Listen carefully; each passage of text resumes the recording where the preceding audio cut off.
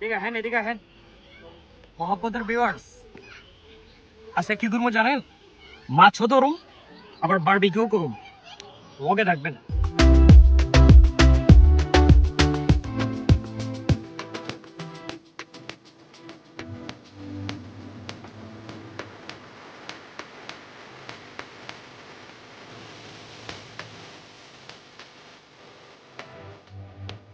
পাইছি পাইছি, মধু মধু বড়টা পাইছি, বড়টা।